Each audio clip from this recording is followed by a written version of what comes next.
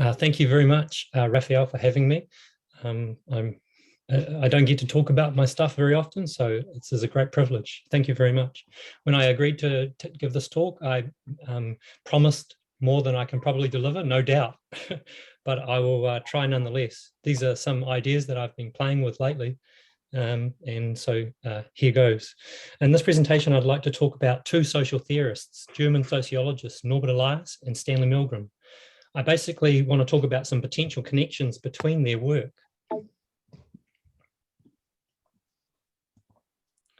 So Elias, among many things, explored the pacification of Europe's violent medieval nobility. He also looked at the social history of European manners and how so-called civilized Germans perpetrated the Holocaust. That is, the Nazis exposed them to a decivilizing process. And Milgram looked at, obviously, obedience to authority, and he looked at compliance to orders to inflict harm on an innocent person. And he also presented his agentic state theory. Now, what could manners have to do with the infliction of harm?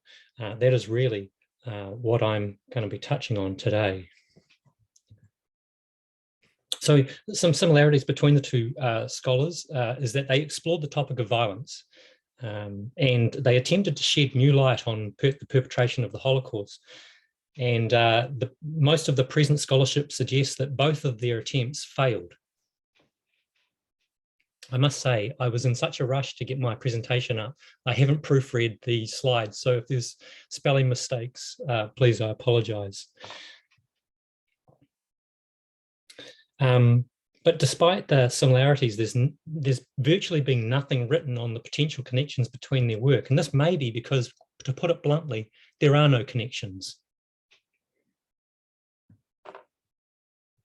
But there are subtle indicators that suggest that actually they might be closely connected.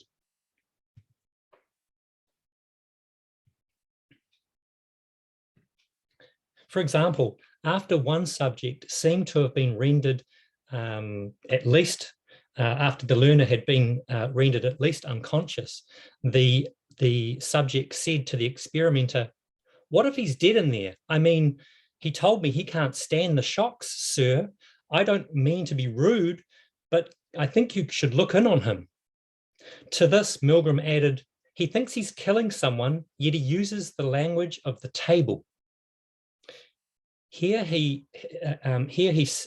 seemingly mutually exclusive topics of good manners and harm infliction come together. These polite exchanges by subjects were so common that Milgram termed them situational etiquette. In his archival notes, Milgram elaborated on these polite exchanges. "I don't mean to be rude, sir. The word provokes laughter, but it is key. For a certain impropriety must be committed by the subject in order to break out of the experiments, and the burden of impoliteness is one that many individuals cannot bear." So that's from his research archive, where he was a bit more frank in how he felt about this situational etiquette. In this presentation, I'll argue that aspects of Elias and Milgram's most famous scholarly contributions may be capable of mutually reinforcing one another. In terms of the structure, I'll present aspects of Milgram's work as they relate to my argument, and then I'll provide a brief overview of Elias's work, which is difficult because it's 500 pages long. So if any of you know about Elias, what I'm going to present on him might be a little bit insulting to the original work. As we know, many surviving Nazis argued that in participating in the Holocaust, they were just following higher orders. This made Milgram wonder, what would happen if he set up an experiment where ordinary people were instructed to harm an innocent person?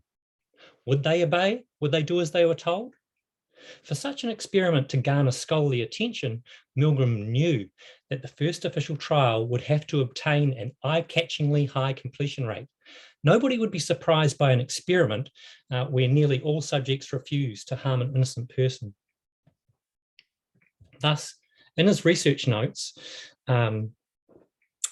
his research notes reveal that he set out with a highly unscientific preconceived goal.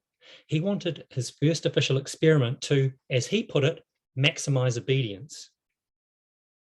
Because Milgram didn't have a procedure capable of producing such a result, he had to invent one.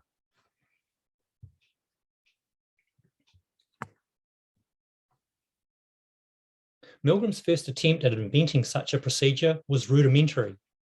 As the above quote shows, subjects were to be given orders to physically assault another person, starting out with them being ordered to tap and then eventually slug an innocent person.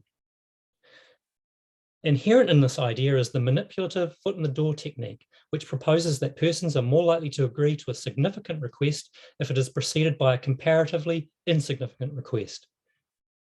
But would this procedure achieve his preconceived goal to maximize obedience? Milgram quickly rejected it and instead came up with a different means of inflicting harm. That is, the shock generator suddenly emerges in his research notes.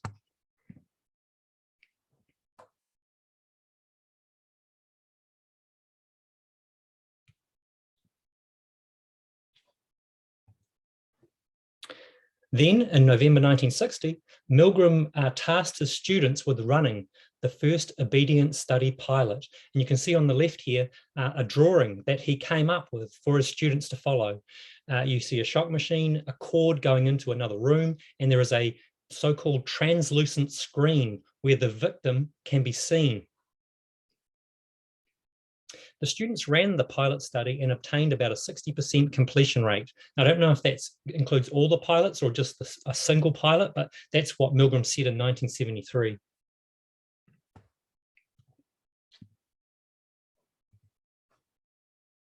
During this first pilot, some subjects engaged in certain unexpected behaviors.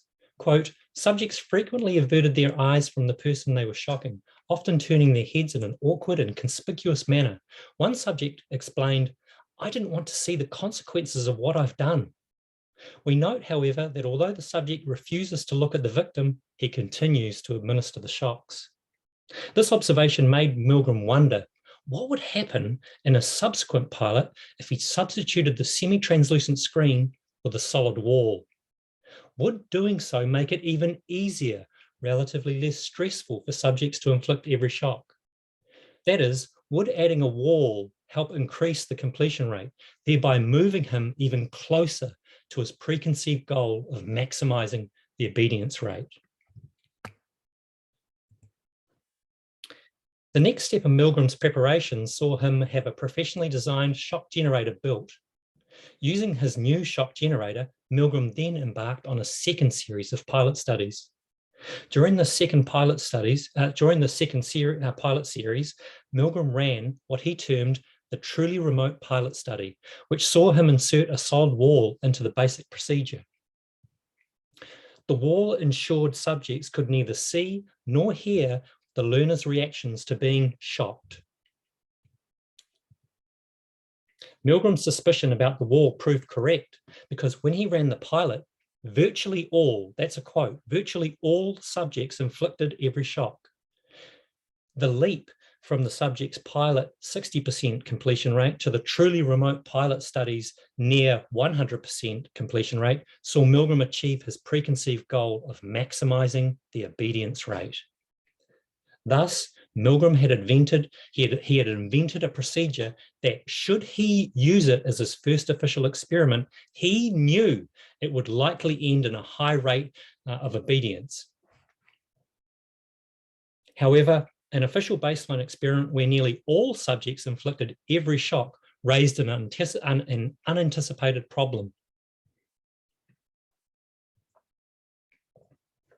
According to Milgram, such a result deprived us of an adequate basis for scaling obedient tendencies. A force had to be introduced that would strengthen the subject's resistance to the experimenter's commands and reveal individual differences in terms of distribution break-off points.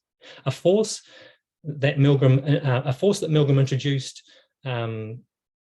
was that he instructed his learner to bang on the wall at the 300 and 315 volt switch, thereby hopefully increasing the subject's stress levels and slightly increase their probability of disobeying, thereby bringing down the completion rate just slightly. And on the 7th of August 1961, Milgram finally felt he was ready to run his first official baseline experiment. This experiment, termed the remote condition or remote baseline condition, ended up producing a 65% completion rate. The remote baseline was actually the first of 4 experiments collectively termed the proximity series. The proximity series was inspired by the head-turning behaviours that Milgram had observed during the student-run pilot, where it seemed subjects didn't want to see the consequences of their obedient actions. Milgram therefore hypothesized that the more subjects were exposed to the perceptual consequences of their shocking the learner, that is, the more they heard, saw, and felt, the lower the completion rate. As this slide illustrates, the proximity series supported this hypothesis. The more subjects heard, saw, and felt, lowered the completion rate.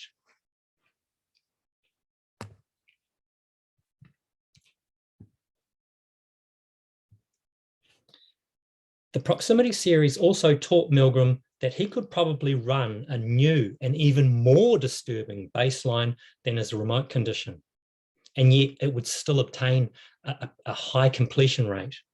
Thus, he then ran what he termed the new baseline condition, which was like the remote baseline, except the learner mentioned having a mild heart condition. The learner also verbally protested with increasing intensity about the electric shocks. At the 345 volt switch, the learner suddenly went silent, implying he had at least been rendered unconscious. It turns out the new baseline also obtained a 65% completion rate. Using the new baseline as his model procedure, Milgram thereafter undertook about a score of slight variations. He did so because he thought these variations would help him isolate the variable that caused most subjects to complete the new baseline, thereby leading him to a theory of obedience to authority. Although all of Milgram's subsequent variations utilized a solid wall, ensuring subjects couldn't see the learner, a different manifestation of the truly remote pilot study's head-turning behavior emerged. More specifically, on reaching the higher end of the shockboard, some subjects started anticipating when the learner would scream, and then they would purposefully talk over his pained appeals, thereby neutralizing the sound. Milgram later termed all these reactions avoidance. Avoidance is where a subject purposefully screens himself from the sensory consequences of his actions so as not to permit the stimuli associated with the victim's suffering to impinge on them. In this way, the victim is psychologically eliminated as a source of discomfort.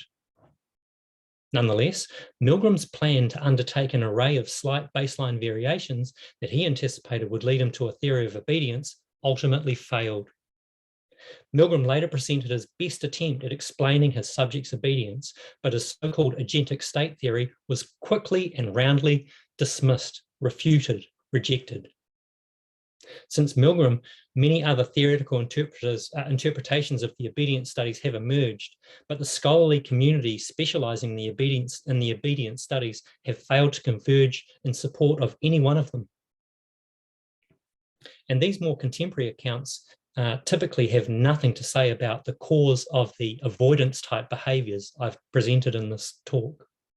However, I suspect that Norbert Elias's theory, particularly as it pertains to the social history of manners, may be capable of providing powerful theoretical insights into the causes of avoidance type behavior, insights that I suspect are important because they may aid in isolating the key variable that most powerfully produced Milgram's high 65% completion rate. So let's start by me presenting a grossly abridged overview of Elias's work on manners. I find this super interesting. I'm bored of Milgram. I've been studying him for years, but Elias has opened up a whole new world for me.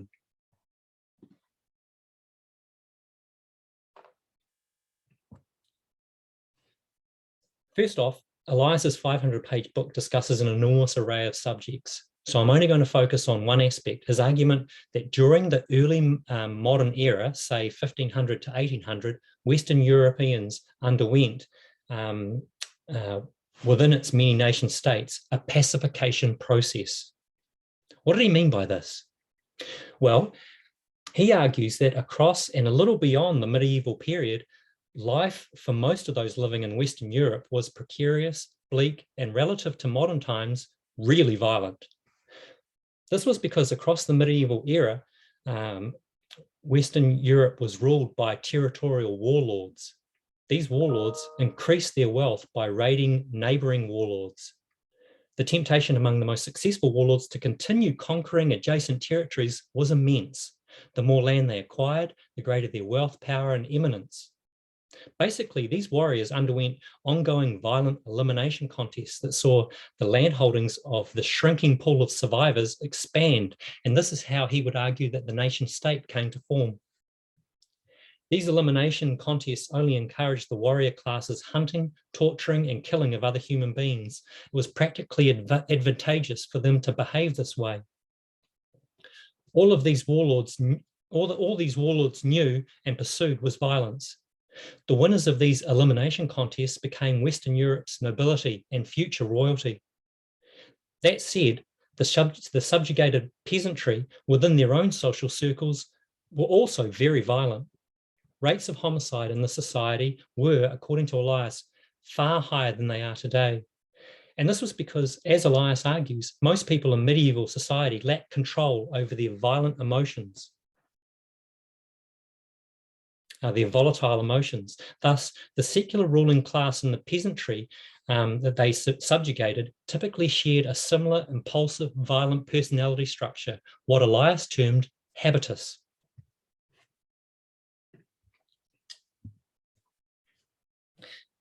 And even during the occasional periods of peace, as the medieval housebook demonstrates, this was an inherently iniquitous society, and violence remained ever present across the landscape. If you look at this picture, the gallows is front and center. The wheel where executed prisoners' bodies were strapped and crows would eat their corpses is again front and center. Corporal punishment, and when the need to kill animals and eat meat, any old place would do, straight out in front in public.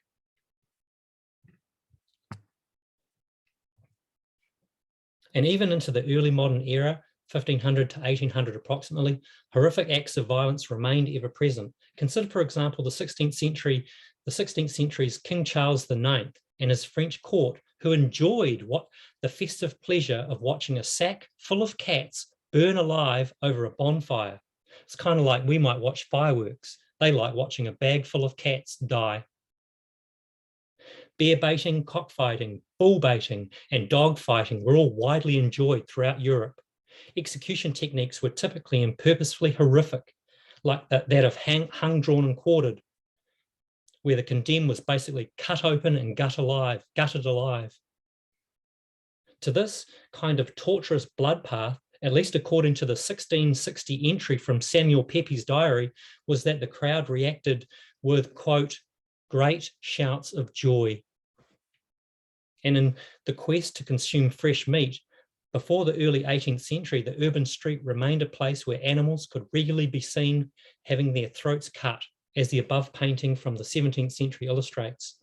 Elias was undoubtedly right. A modern person who suddenly found themselves living in the Middle Ages and the early modern era would have been horrified by what they would have seen on a daily basis. But then, from about 16 to 1700, this inherently violent culture very rapidly underwent change. For example, execution rates across Western Europe plummeted between 1600 and 1700. Animal and human blood sports largely went out of fashion or significantly decreased. The public slaughter of animals in the town square rather quickly disappeared from view.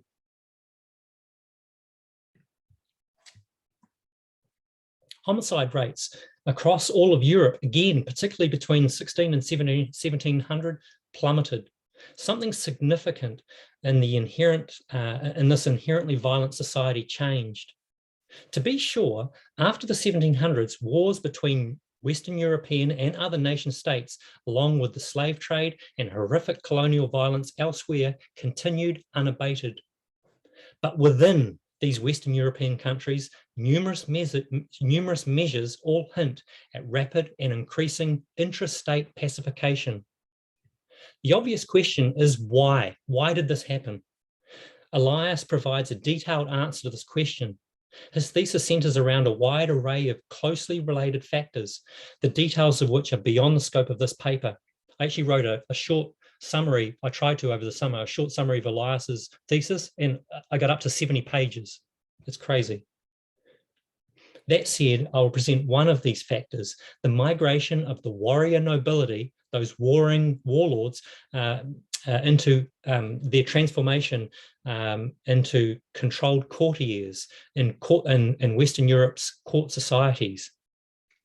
For these ex-warriors, the measures of success in the competitive environment differed to their old lives.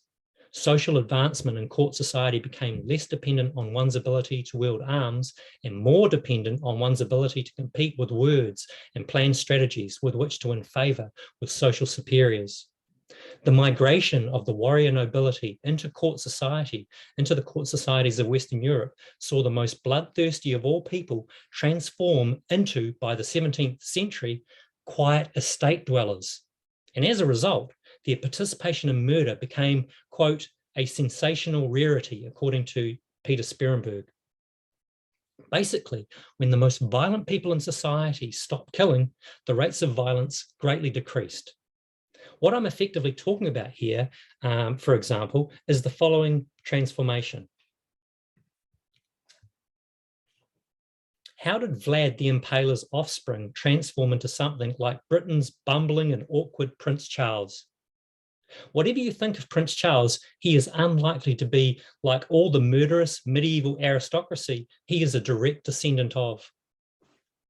Importantly, the transformation of the warrior nobility into quiet estate dwellers is closely associated with the increasing complexity of effect-subduing European manners. Let me quickly explain.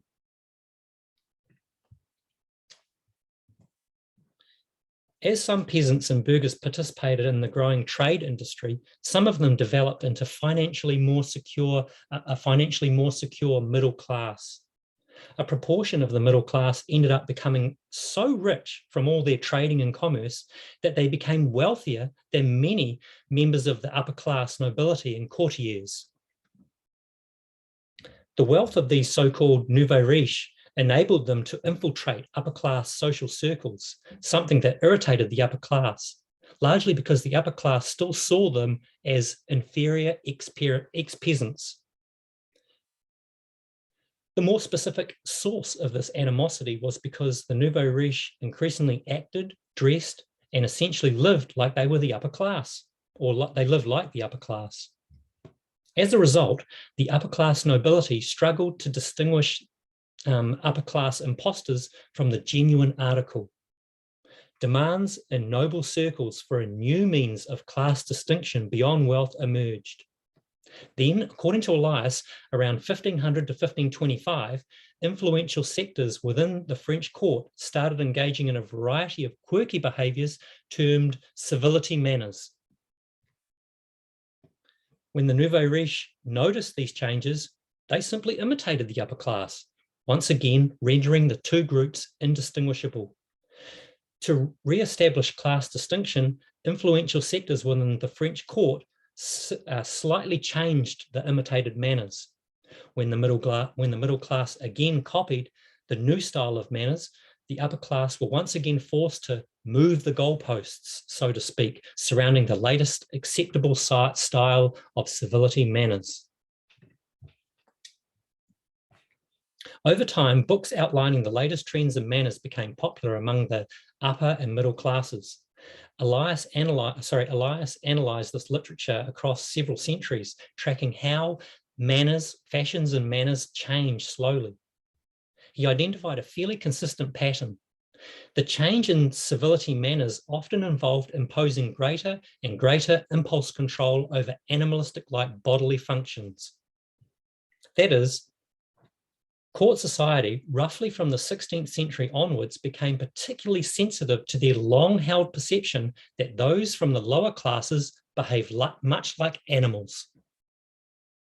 Courtiers believed members of the lower classes still imposed little control over their bodily functions, which saw them unashamedly spit, belch, yawn, sneeze, flatulate, defecate, and fornicate whenever and wherever they wanted.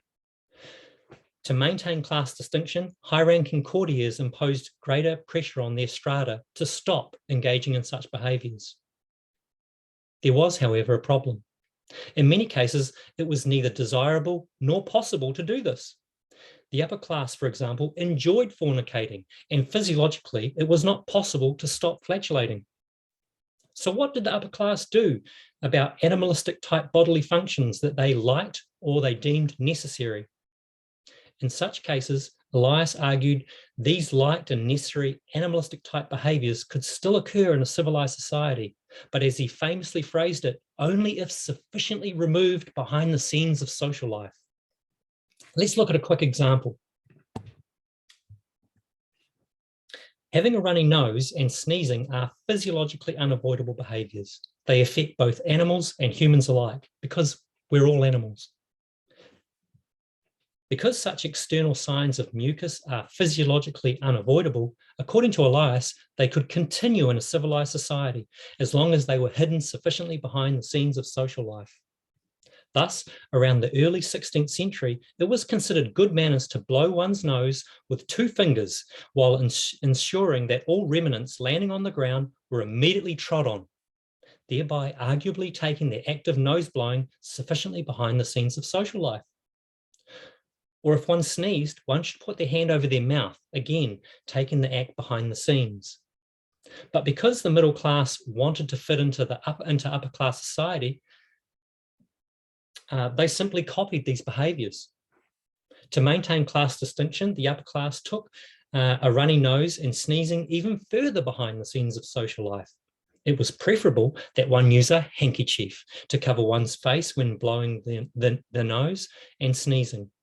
The previous rule to blow the nose with 2 fingers or placing a hand over the mouth when sneezing gradually became offensive in upper class circles. Because the middle class soon copied, to maintain class distinction, new rules emerged. That is, by the early to mid 18th century, one, quote, should always use a handkerchief, and in doing so, usually hide your face in your hat, thus moving the act further behind the scenes. After a few centuries, subsequent generations of the upper class became so sheltered from the earlier rules that major infractions could arouse embarrassment, and eventually they started generating physiological reactions of disgust and revulsion. Like, for example, 19th century Victorian elites seeing a lower class person blowing their nose with what became a mucus-smeared hand. Ew! So over time, the sensitivity threshold of acceptable behaviour increased, and thus an internal change within such people's personality structure, their habitus emerged. Disgust, revulsion, squeamishness became more common in society, emotions that Elias argues had a transformative effect on society. Beyond nose blowing and sneezing, according to Elias, other liked or needed animalistic behaviours that were thrust beyond the scenes of social life included fornication, hidden in the bedroom, belching, mouth covered, defecation, hidden in the cubicle, spitting, eventually hidden with the spittoon, and then eliminated from civil society altogether. As the middle class imitated the changing fashion and upper class manners, these feelings of revulsion and squeamishness started to, with a slight delay to the upper class, they started to affect the middle class as well. This repugnance threshold started spreading from the top down of the social hierarchy. There's strong independent evidence, historical evidence, at least in England, in support of Elias. For example, as historian Vic Gattrell observes, and he's not talking about Elias here, he says, quote, protests from squeamishness before 1800 are difficult to find. Implied here is that after 1800, such protests became much more common.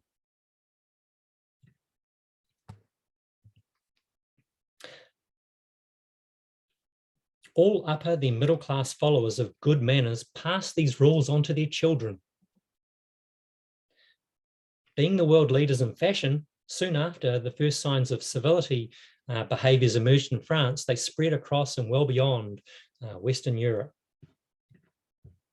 I just want to point out that Elias's history on manners is not Eurocentric. As he points out, this process occurred in China well before Europe, but he knew about European history, so he focused on Europe.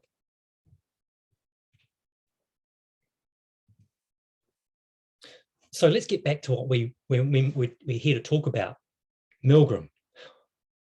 So how does Elias's history of European manners relate to the Milgram-like topic of harm infliction? Animals are generally violent creatures. Many regularly kill, that is, harm other and sometimes even members of their own species. Thus, violence was likely another animalistic type behaviour that, if deemed unnecessary, should have disappeared, and if deemed necessary, should have gone behind the scenes of social life, according to Elias. Indeed, as sensitivities rose, violence deemed unnecessary, like burning a sack full of cats for mere entertainment, quickly went out of fashion, as did the previously popular pastimes of bear baiting, cockfighting, bull baiting, and dog fighting. But what about violence deemed by the most powerful sectors of society to be necessary? Say, for example, capital punishment, which helped perpetuate the place of the powerful at the top of the social hierarchy. They needed capital punishment to stay at the top. This violence continued, but it was arguably moved behind the scenes of social life by being moved behind prison walls. Also consider, for example, the slaughtering of cattle for meat. The upper class liked eating meat, but eating meat necessitated the animalistic act of killing. In lockstep with rising sensitivities, the slaughter of animals continued, but it did so after being moved sufficiently behind the scenes of social life, behind the closed doors of the slaughterhouse, and no longer in the street.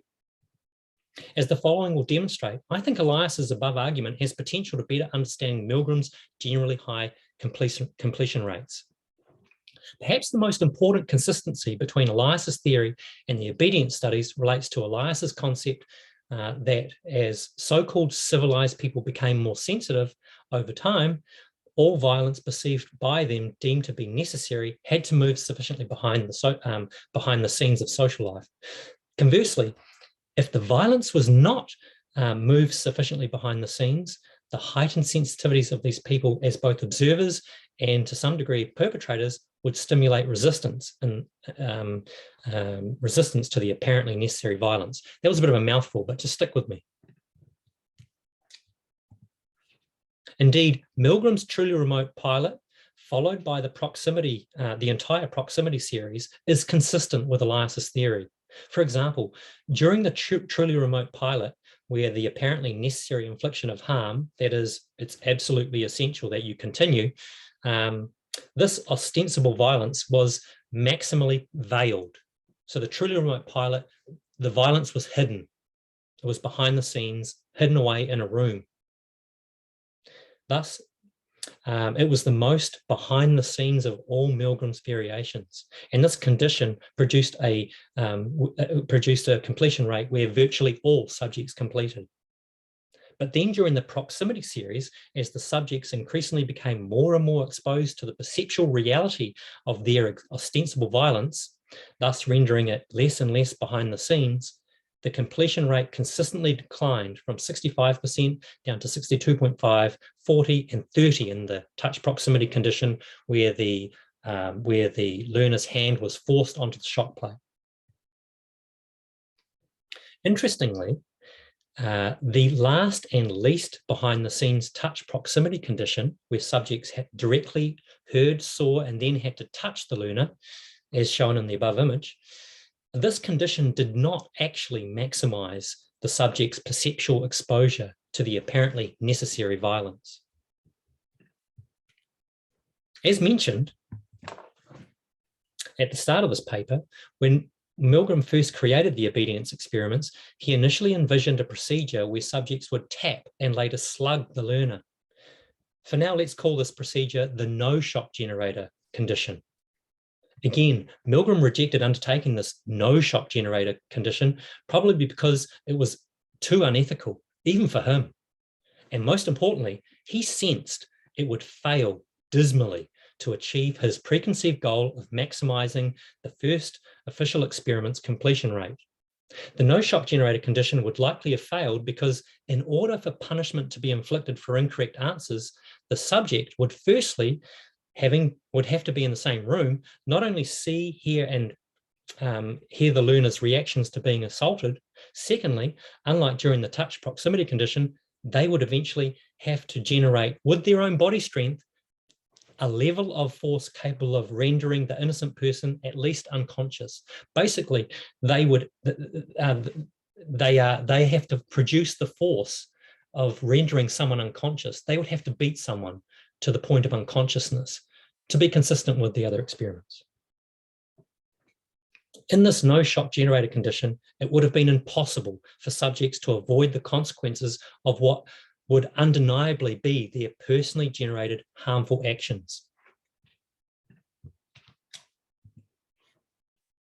As I've argued, participants who physically struck the learner with immense force and then later claimed responsibility lay elsewhere, just following orders, that science required they do it, that the experimenter said they had no other choice, or that the experimenter assured them that the punishment would not cause permanent damage, would all be revealed as lying to themselves and to others, with blood on their hands, literally.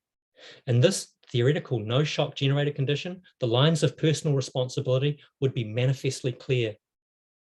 However, in all Milgram's experiments, the presence of the physically and emotionally distancing shock generator injected varying degrees of ambiguity into the issue of personal responsibility, whereby, to some degree, it became debatable who was most responsible for harming the learner, the demanding experimenter or the shock-inflicting subject.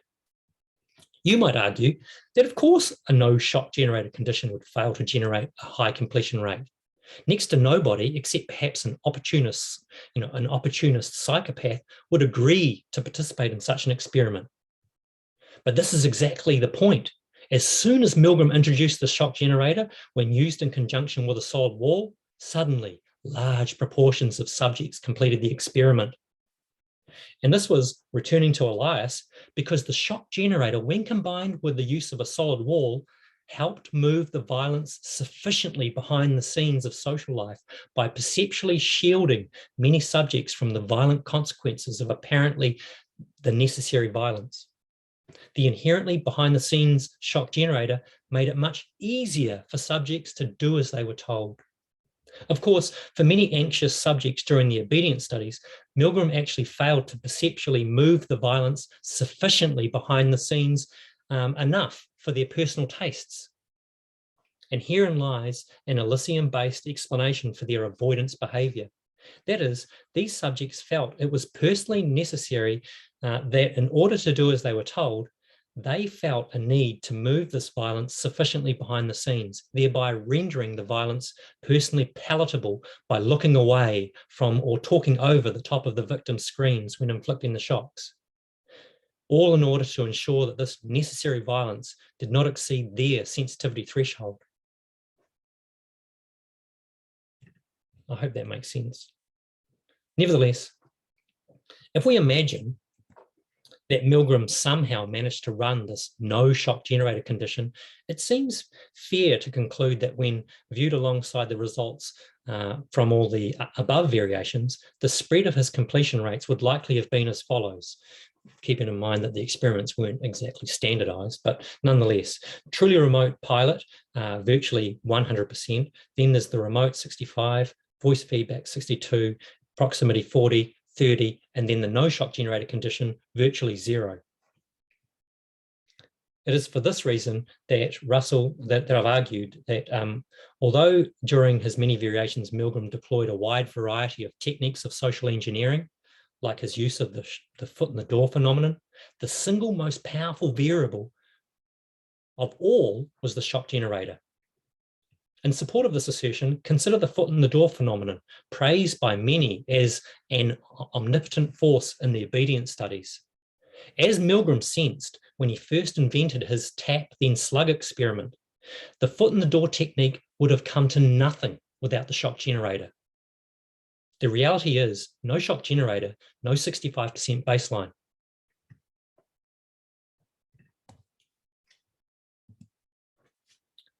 This key point has caused me to conclude, whenever the shock generator is paid the slightest attention, the insights offered are revelatory.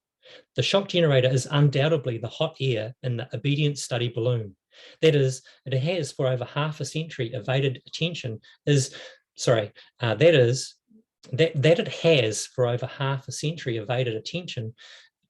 in what is perhaps the most well-known of psychology experiments is testament to the aphorism that sometimes what one is looking for can be found right under one's nose.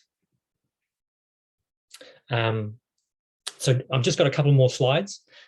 So finally, how can Milgram's findings bolster Elias's? Warning, I'm about to show an image of a person about to be executed. It transpires that there are a few major problems with Elias's thesis. Perhaps the single most salient one being that his central term behind the scenes collapses when applied to violence undertaken by the Nazis during the Holocaust. For example, by the end of the war, modern and presumably civilized Germans shot approximately 1.4 million Jews, often from point-blank range to the head. How can these mass shootings be explained away as apparently having occurred behind the scenes? However, Milgram's above experiments suggest that although increasing violent capabilities are associated with the violence moving further and further behind the scenes, it is technically more accurate to say that violent capabilities increase as perceptual stimulation decreases. That is, the less seeing, hearing, and touching in relation to the consequences of the subject's harmful actions, the more violently capable they became. Thus, violence doesn't necessarily go behind the scenes, a phrase which has an exclusively visual connotation, but it can more accurately and objectively be argued that this violence reduces in perceptual stimulation. And on that note, is it just a coincidence that the three main methods of killing during the Holocaust, starvation, mass shootings, and the gas chambers, all enabled the most directly involved perpetrators to avoid having to touch their victims to kill them? As Russell shows, between 1933 and 1941, the Nazi regime didn't have a method of extermination capable of killing civilians on a massive industrialized scale. So to achieve the Führer's wish to eliminate European Jewry, the Nazi regime had to, much like Milgram, invent a method capable of achieving their preconceived goal. Although the Nazi innovators' early ideas were, again like Milgram, rudimentary, for example, starvation and the mass shootings, with time, they moved towards much more realistic, more behind the scenes, and perceptually benign, yet extremely lethal methods of killing that enabled the most directly involved perpetrators opportunities for lots of Milgram-like avoidance. That is, with time, like Milgram, they found their preferred method of inflicting harm that led them closer and closer to goal achievement. This inventive process led the Nazis to their eventual construction of Auschwitz's crematorium II. So the initial methods of killing were quite rudimentary. They didn't know how to do it. They didn't know how to achieve the goal, but with time, they found the best method.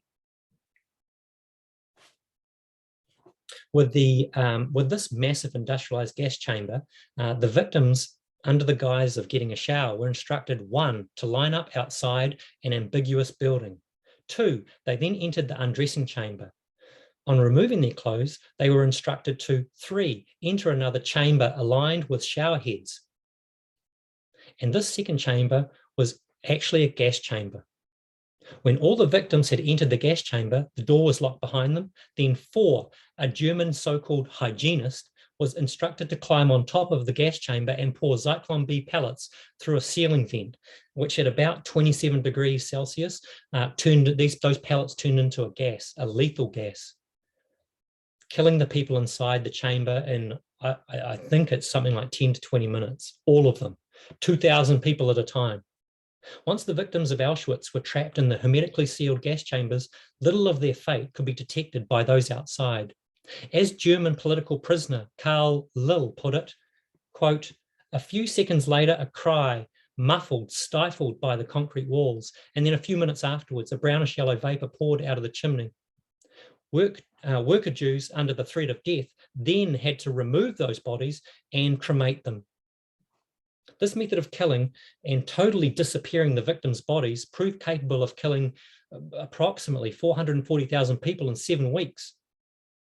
And thus, nearing the end of the war, the Nazi regime found it's relatively easy to find. The Nazi regime found a method of killing where it was quite easy to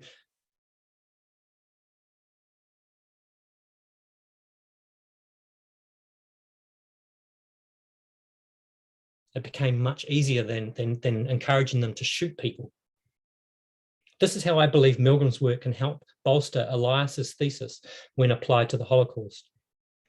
Having illustrated how Elias's thesis can bolster Milgram's work and how Milgram can help Elias, this brings an end to my talk. This is I've made some big leaps in this talk, and I don't know how you're going to react to it.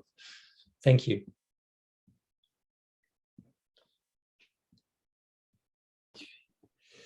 Thank you very much, Nestar. Maybe you could unshare your talk. So it was very, very interesting and very stimulating, and so many ideas. And it was also very well narrated. So I really enjoyed your talk. Maybe could you unshare the screen so we see everyone? Stop share. Yeah, stop sharing. Yeah. Okay. So I have just one quick question, and then I'll leave the other people to raise questions. So regarding the question of the Milgram Holocaust linkage, so I have the impression that you said 2 things. First, you said that actually we shouldn't relate Milgram's experiment to Browning's case, because of this impossibility to hide what's happening and this symmetry. And I find it very interesting that you explain the details of the touch condition, because then we see that it's not at all the same thing as shooting someone directly. So this is the first point. But the second point, you say, but it's nonetheless relevant, because it explains actually the dynamic of Milgram's own research on how to keep obedience is a simulation in a way of the Nazi management regarding how to get people to help people to overcome their own resistance. So I have the impression that your claim is twofold, and I find it very convincing, very interesting. I guess so. I'm not sure how to. Yeah, I guess it is twofold. I argue that I look at Stanley Milgram not as a scientist. I look at him as an ambitious social engineer. He wanted to get a high completion rate because he needed to get tenure and he wanted to become famous. So he was never an objective scientist. He was a social engineer, and this is what he shares with many Nazis. They were social engineers. They were working, they were competing against one another to impress the Führer. And some of them won and some of them lost. And Hearst did very well in that competition. Eichmann did well in that competition. And there are various others that did very well, and some fell off. Yeah. Okay, thank you. Christopher Browning. Yeah. Yes, thank you. I guess I'd just like to add maybe some wrinkles or a kind of inverse view of something of what you said, and that is, I think that this issue of proximity and spatiality is important. And what we see, I think, in terms of shooting in gas chambers is not a temporal progression, but a spatial separation. East of the Molotov-Ribbentrop line, shooting continues as the primary way to kill.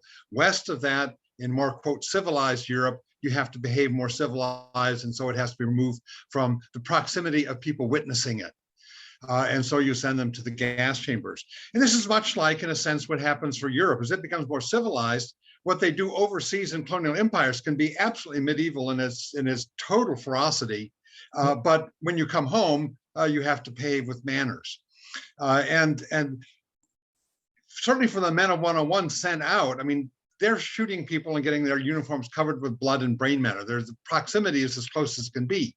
But when Lieutenant Voloff brings his wife to witness the roundup, this is one of the instances the men are just very disturbed by, because now what they're doing is in proximity to Germany. Somebody from civilized Germany is seeing what they're doing when they should be isolated in the colonies in uncivilized Europe to the east. And the number of men who commented on that is astonishing.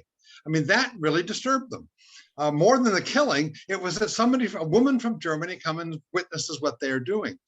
So I think this proximity issue is important, but in a sense, what enabled the killers to act was them being spatially separated from Germany, from their wives, their family and friends, seeing what they are doing in the colonial, uncivilized East, where they can behave like civilized Europeans did in Congo or in Namibia, but couldn't do in Europe in the 19th century.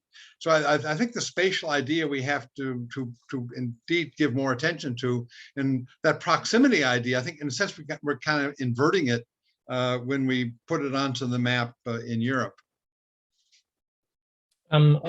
What I would say to that is, yeah, I agree mostly with it, except that, correct me if I'm wrong, and you know a lot more about this than me, but there was concern about the shootings causing psychological trauma amongst the troops, and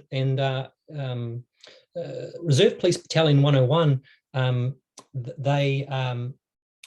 this is something that was, the way I look at the Holocaust is they are experimenting with various methods, and some end up being much more effective rationally towards the goal. And those most effective ones that were rational and effective also had to appeal and to reduce the perceptual stimulation of the killing. Let me give you a good example.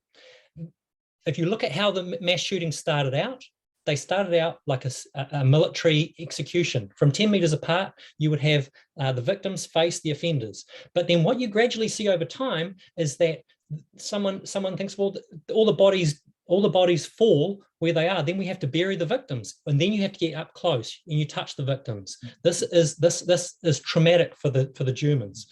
I'm not talking about the trauma of the victims, that's off the scale, but nonetheless, I'm talking about it from the perpetrator's perspective. And then, so they work out, well, let's make the victims dig a grave so that the victims fall into a hole, so we don't have to look at them, and we just sweep over and bury them. And then someone says, well, you know, sometimes when we shoot them, we shoot the victims in the head and their heads explode, and it besmirches us with their blood, bone, and brain matter. That's horrific. So why don't we shoot them in the back of the head or in the back of the neck? And then we don't have to look at them in their face.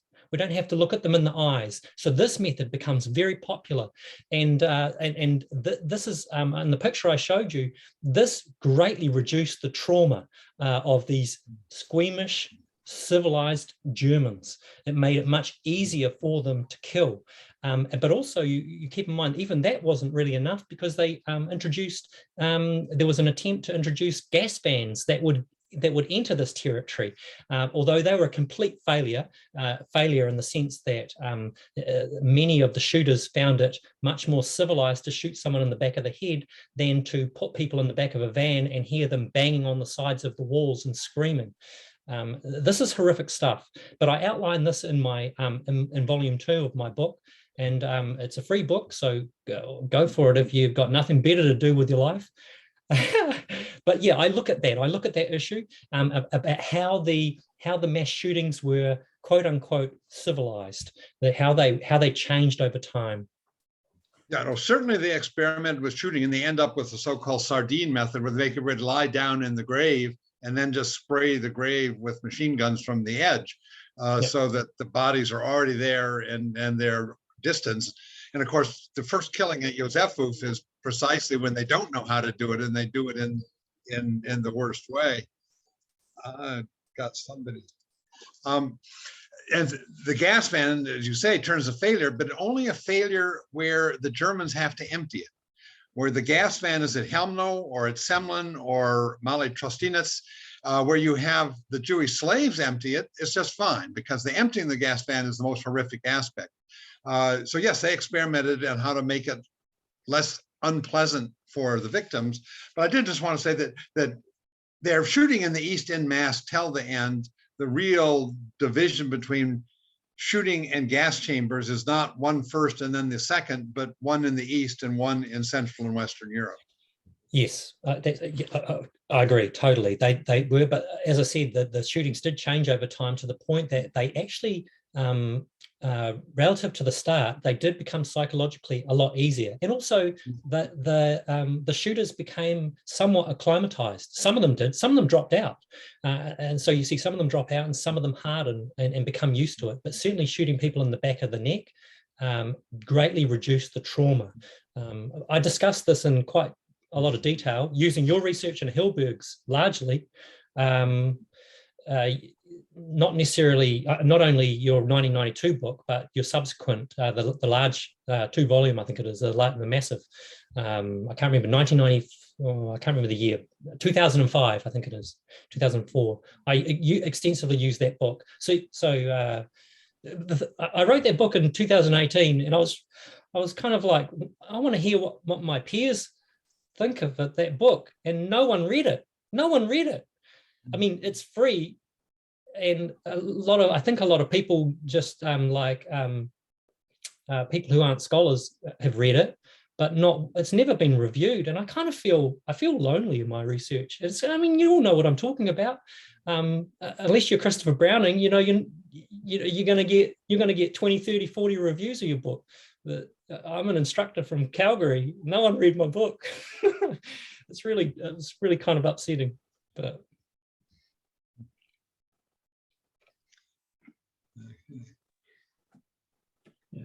so Stephen said that he read. So I didn't read everything, but I went through it, and also thank you. Yeah, one person. Yeah, I'm sure there are more when there is more than one person. So look at the comment of Stephen Gibson. He said that he enjoyed the book. So, but you know what we could do also? We could put your book online in the. I will add a bibliography section on the website of the conference, and if you agree, I could add your book if it's free, if it's allowed to do that. I could add it. So sure, I don't mind. Geez, be nice to Okay. Thank you. So I don't know if there is another question or not. So unfortunately, I should go home because I promised my son I will tell him a story before he goes to sleep. So I really have to go. And so thank you very much, Nestar, for your talks. Thank you, Stephen. Thank you, Anna. Thank you, Phil. Thank you so much, Professor Browning, for being here. It was really amazing to have you here, and also you really made us think a lot. So yeah, it was really something special.